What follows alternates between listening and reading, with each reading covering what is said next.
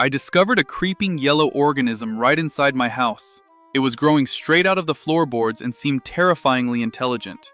I ran a series of experiments on it, and the results were absolutely mind-blowing and honestly, a little creepy. Today, I'm going to show you microscope footage that no one has ever shown before. A few days ago, I noticed some painfully familiar bright yellow threads stretching across some damp, rotting floorboards. To give you an idea of how surprised I was, about a month ago, I tried studying a slime mold, but unfortunately, it died. And now, one was growing right under my feet. Just look at the incredibly complex connections it built between these two old, rotting boards. Slime molds absolutely love places that are constantly damp and pitch black. My unventilated bathhouse turned out to be the perfect incubator. I decided to move a piece of this miracle into the lab. To make sure it survived, I cut it out right along with the wood. And that's when things got interesting. I placed 4 different foods around it that were supposed to attract the physarum, keeping the slime mold dead center. I hit record, and for the first 2 hours, absolutely nothing happened. But then, the movement started. The physarum woke up, started expanding rapidly, and crawled toward the banana. Just watch what it does. First, it shoots out these tiny explorer tentacles in all directions. It's like it's scanning the room. Once it finds the direction that seems the tastiest and most promising, it diverts all its resources and focuses its main efforts there. This slow advance lasted for about 3 hours, when suddenly, it just stopped. As if changing its mind, it completely reversed course and headed in the exact opposite direction, straight for the baker's yeast. The second it tasted the yeast, its speed visibly multiplied. It's just incredible.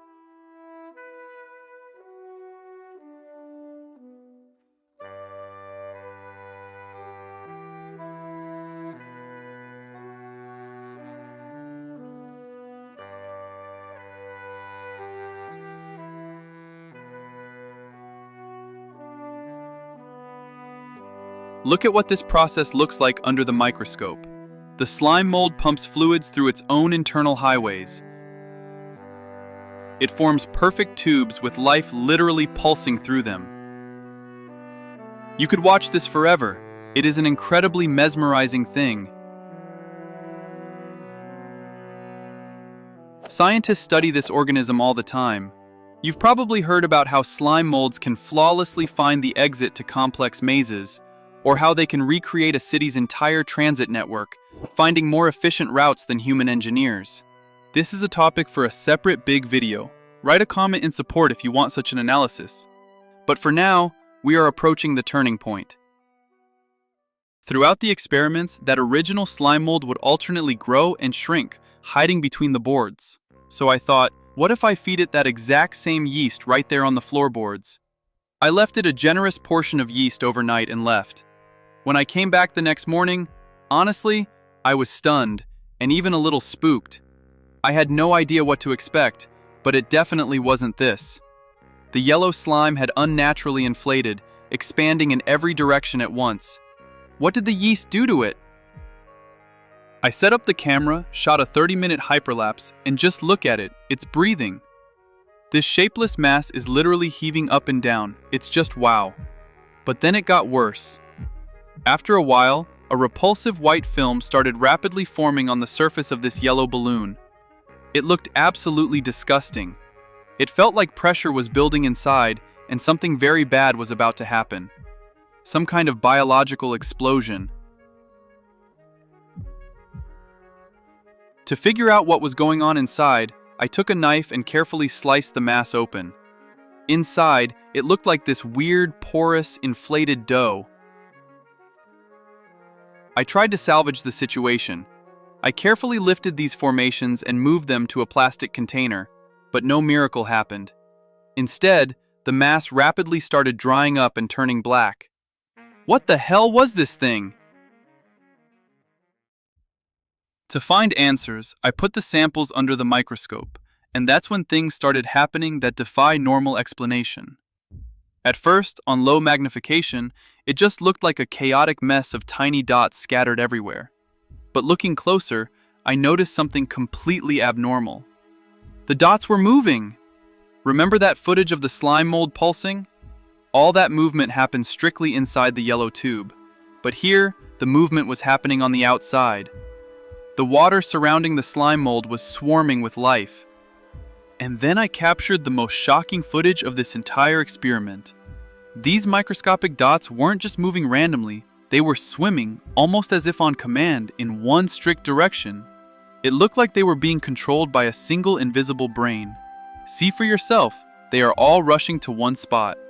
And you can't just blame a water current under the glass, because individual ones are fully capable of swimming against the crowd in different directions.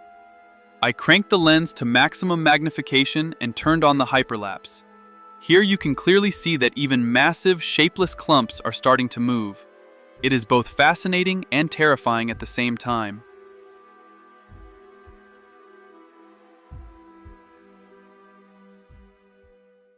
I started digging into scientific papers to figure out what kind of monster I had created. And here is the explanation that makes the most sense to me.